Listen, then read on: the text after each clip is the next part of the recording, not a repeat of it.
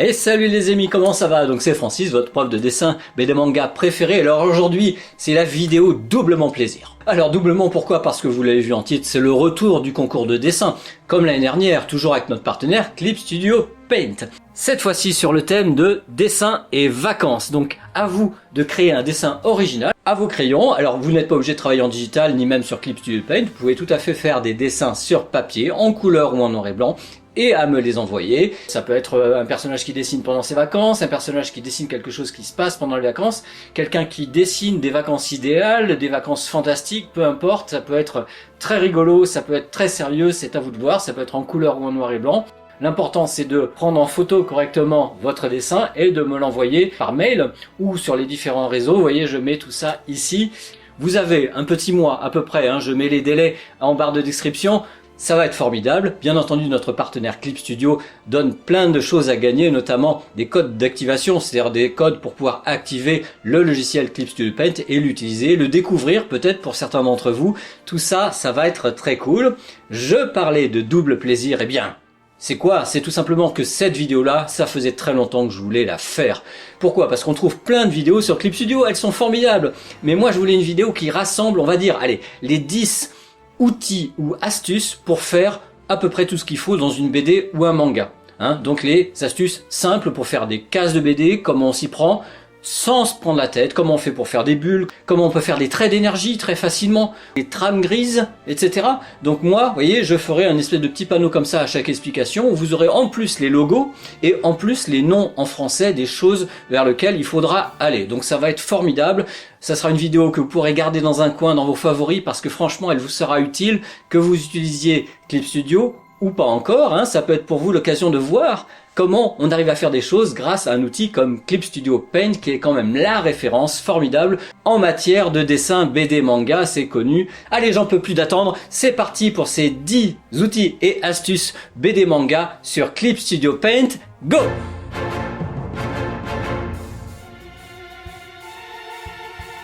Alors pour moi c'est la fonction la plus importante que j'ai sur Clip Studio parce que c'est celle qui résout le problème quand on fait un manga ou une page de BD, c'est faire le bon format et heureusement on clique sur nouveau et là on a évidemment de quoi faire une illustration classique mais on a, si on regarde ici, une version page de BD très cool. On peut choisir la taille, donc la taille B5 c'est pas mal, mais on a aussi la taille A4. On a la résolution. Si on travaille en bitmap par exemple, c'est-à-dire avec que du noir et du blanc, on a besoin d'une très grande précision. C'est ce qui fait que quand on lit un manga ou une BD, le trait noir est super précis. Si on veut faire des effets de gris, des effets de lumière, des effets de dégradé, il vaut mieux passer en gris à 300 dpi avec une résolution plus faible qui demandera moins d'efforts à l'ordinateur.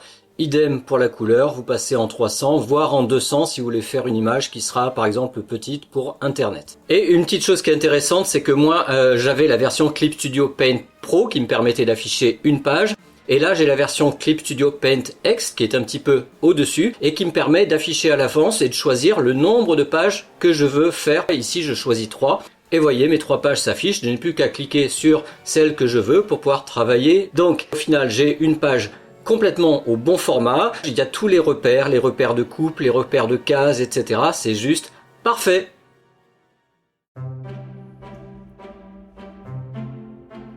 Autre outil très pratique, alors c'est l'outil pour faire rapidement et proprement des cases BD manga. Sur Clip Studio, on trouve des cases déjà prêtes. Alors je vous montre où c'est, donc il faut aller dans Fenêtre tout en haut, on fait dérouler. Vous avez ici quelque chose qui s'appelle matériaux et quand vous mettez dessus, vous voyez arriver tout un tas de possibilités. Allez dans matériaux, manga matériel. Voilà, vous le voyez, énormément de bulles, de nomatopées, mais si vous descendez un petit peu, eh bien vous trouvez tout en bas des cases. Il suffit de prendre et de faire glisser directement. Vous pouvez le voir, ce modèle de case est venu se coller entre les repères que j'ai créés. Évidemment, vous allez avoir besoin de modifier ces cases. Pour modifier ces cases, il y a 2 outils nécessaires. L'outil principal, c'est l'outil opération ici. On peut modifier à la fois la case et faire que les cases d'à côté se modifient en même temps. Ça évite de tout changer, vous voyez, comme ça fait descendre carrément la ligne du dessous et aussi la ligne de côté. Si vous ne voulez pas modifier la case d'à côté, eh bien vous cliquez plutôt sur les bords. Si vous voulez pencher par contre, comme on a ici, la solution c'est de taper sur le coin. Alors là par exemple ça permet là encore de faire pencher exactement pareil la ligne du dessous, c'est très bien. Alors si on veut travailler case par case. Il y a l'outil qui est ici, c'est l'outil corriger ligne. Et là, quand on clique, on ne modifie vraiment que la case. Donc, on a des cases qu'on peut modifier comme on veut, et je vais vous montrer avec un exemple concret. Alors, moi, ce que je fais personnellement, c'est que je fais souvent un petit croquis à part, et je la colle sur ma page. Donc, ça va me servir de brouillon. Et maintenant, ce que je vais faire, eh bien, c'est que je vais transformer chacune des cases pour qu'elles s'adaptent à mon brouillon. Je peux déformer mes cases à volonté. L'épaisseur du trait de la case, le contour, sera toujours régulier. Donc maintenant, bah, écoutez, c'est facile, je n'ai plus qu'à passer à l'étape du crayonné, de l'ancrage, etc. Alors là, on rentre dans l'outil qui m'a personnellement décidé à passer presque entièrement en numérique. C'est l'outil d'ancrage Plume G. C'est une plume qu'on utilise avec de l'encre de Chine et que les mangaka utilisent énormément. Et devinez quoi, on retrouve un assortiment de plumes. Alors il faut regarder un petit peu dans les outils d'ancrage, mais vous voyez, ici il y a deux plumes G. Donc il y a la plume G classique, voilà, qui donne, vous voyez, ce genre de trait. C'est très sympa. Vous voyez, en appuyant pas fort, c'est fin, en appuyant plus fort, c'est épais. Alors moi j'utilise plutôt la plume G réaliste. Alors la plume G réaliste, il faut appuyer un peu plus fort. Je ne sais pas si vous voyez vraiment la différence, d'ailleurs ça prouve qu'on peut utiliser alternativement l'une ou l'autre. Vous avez aussi des plumes qui sont intéressantes dessous, il faut tester. Mais moi c'est soit plume G réaliste. D'ailleurs je vais ancrer l'ensemble de ma page comme ça. Trop cool.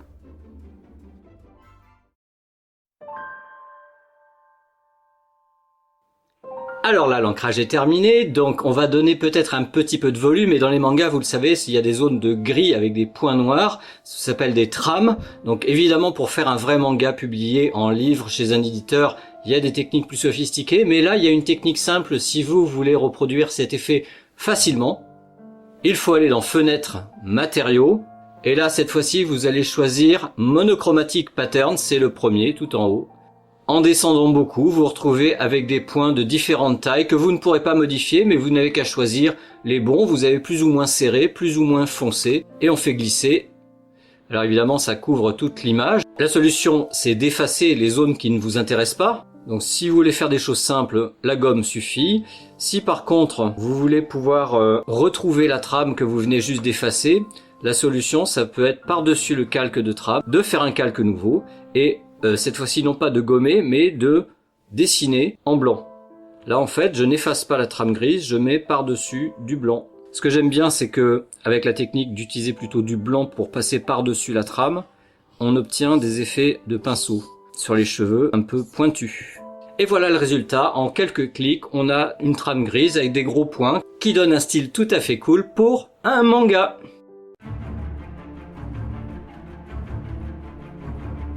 Et ce serait-il pas le moment de faire les bulles? Alors tout commence pour les bulles par du texte, donc vous avez l'outil texte en bas. Je vais taper mon texte, le mettre à la bonne taille, mettre la bonne police de caractère. Alors il y a deux possibilités pour faire les bulles autour de ce texte. Vous avez juste au-dessous de l'outil texte l'outil bulle qui vous donne plein de possibilités, généralement des bulles classiques. Moi j'utilise la bulle à coin rond.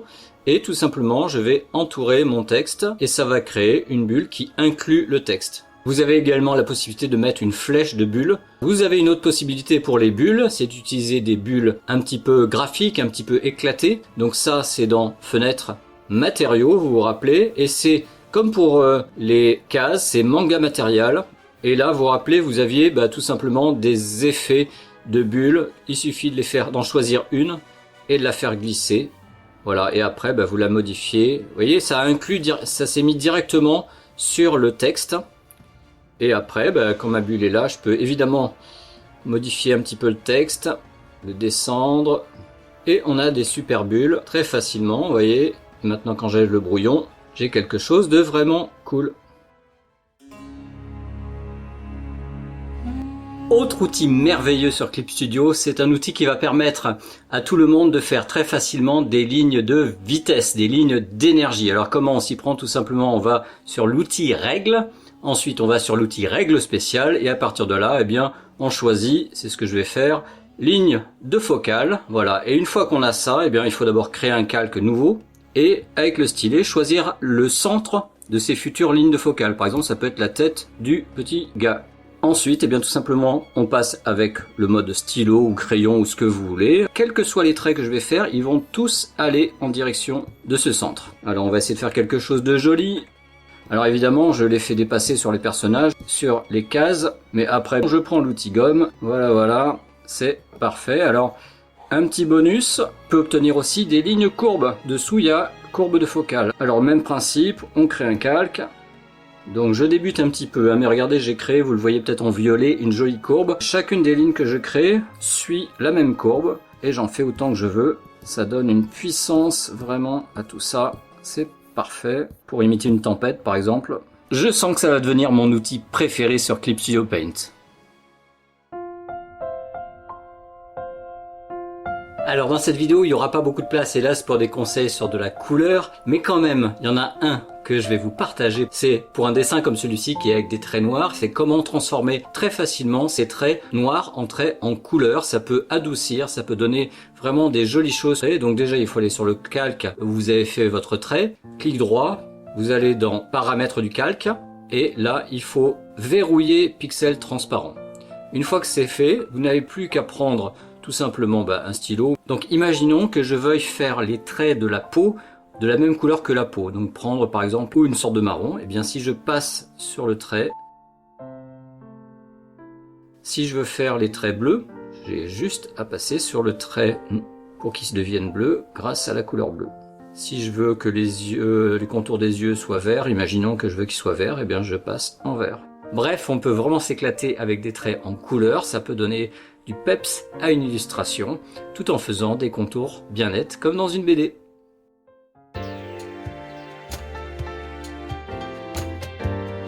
Alors, il y a une fonction qui va peut-être être utile à certains, ceux qui n'arrivent pas à faire des perspectives à la main. Heureusement, dans Clip Studio, il y a quelque chose de très intéressant. Donc, il suffit d'aller dans Calque, vous descendez jusqu'à Règle cadre et créer la règle de perspective. Alors là, on va vous proposer quel genre de perspective vous voulez. Ce qu'on va faire, c'est qu'on va faire une perspective à un point. On va avoir un point de fuite, je ne sais pas si vous le voyez ici, au milieu. Je peux le déplacer évidemment où j'ai envie dans mon image. Et là, vous avez une indication de ligne horizontale et verticale. Donc en gros, en quoi ça consiste? Eh bien tout simplement, automatiquement, vos traits seront soit horizontaux, soit verticaux, parfaitement verticaux, soit alors en direction du point de fuite. Pas besoin de réfléchir, vous faites des gestes assez naturels et vous voyez, tout va soit vers le point de fuite, soit en horizontal, soit en vertical. Ce que je vois, c'est quand on veut une horizontale ou une verticale, on fait un trait lent. Et quand on veut par contre faire des traits qui vont vers le point de fuite, eh bien on fait des traits un peu plus nerveux. Ça permet de mettre un tapis, ça permet de monter une table, voilà un pied de table, un dessus de table. On va tester avec le point de fuite, donc on retrouve des horizontales et des verticales. Si je veux faire par exemple un mur comme ça, bien droit, c'est ok. Et si je veux aller vers le point de fuite, je fais ça. Une porte de garage avec des lamelles qui vont vers le point de fuite. Même pas besoin de viser, c'est parfait. Voilà, un bon outil.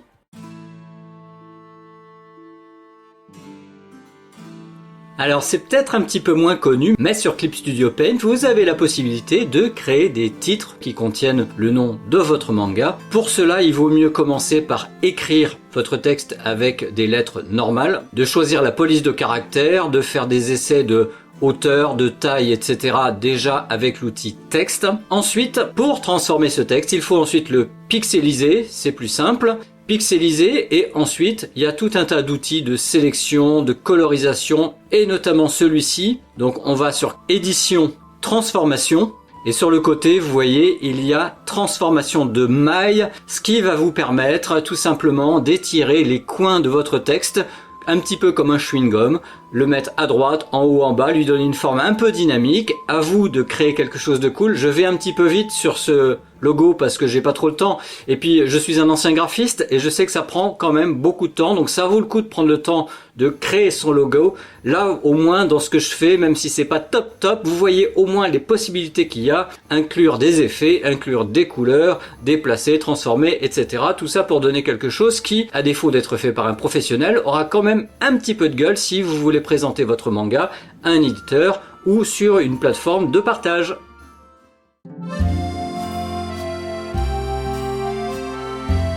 Et on finit avec un outil particulièrement utile mais aussi particulièrement difficile que je ne maîtrise pas du tout. Donc ce que vous voyez actuellement, ce sont mes premiers pas. Il s'agit de transformer une photo en image pouvant être utilisée dans un manga, par exemple un décor derrière un personnage. J'ai une amie mangaka qui a utilisé ça parce qu'il y avait des décors particulièrement compliqués à dessiner qui se passaient dans une grande salle avec beaucoup de gens. Donc elle avait fait un reportage et elle avait pu transformer ses photos personnelles pour les intégrer dans son manga. Évidemment, c'est un petit peu compliqué, il y a des réglages. Heureusement, Clip Studio a pensé à tout. Vous voyez, moi-même, comme je débute, je me fais aider par des explications pas à pas, dont je mets le lien en description, bien sûr. Alors, pour résumer, c'est un mélange de réglages divers. Heureusement, on peut voir en direct, quand on règle les choses à l'image, ce que ça donne. Et puis, évidemment, pour que ça soit ensuite intégré dans une BD ou un manga, eh bien, on peut utiliser carrément le stylo et dessiner les éléments qui peut-être seront un petit peu flous ou un petit peu mal faits. Voilà. Donc je suis très impatient de découvrir cet outil un petit peu plus, de m'entraîner un petit peu plus. Et vous les amis, dites-moi si ça vous intéresse ce type d'outil. N'hésitez pas à m'envoyer des dessins que vous avez fait avec ça. Et voilà les amis, cette vidéo est terminée. J'espère que ces 10 astuces vous auront été utiles. Et merci à Clip Studio, le sponsor de cette vidéo, qui offre d'ailleurs de nombreux lots pour le concours de dessin que nous organisons en ce moment sur la chaîne. Alors vous avez, comme je l'ai dit, un petit mois pour proposer vos dessins. Tous les liens, toutes les informations utiles sont en description, de même que toutes les informations utiles pour découvrir Clip Studio Paint. Leur site est formidable, c'est vraiment le logiciel de référence pour tout dessinateur BD manga qui se respecte. Regardez, ça m'a permis de faire assez rapidement cette jolie page de manga. Je sais que sur cette chaîne, tout le monde n'a pas Clip Studio Paint et justement, ça a été l'occasion pour vous peut-être de découvrir qu'il y a des outils assez simples pour faire beaucoup de choses, y compris cette très jolie page de BD que j'ai réalisée, bon, un peu vite, mais vous voyez, la plupart des outils m'ont grandement facilité la tâche, donc ça c'était formidable. Nous, écoutez les amis, on se retrouve très bientôt pour une prochaine vidéo. Profitez bien, dessinez bien, le concours, il y a des choses à gagner. Et nous, on se retrouve très rapidement pour les résultats et aussi pour de prochaines vidéos. Ciao!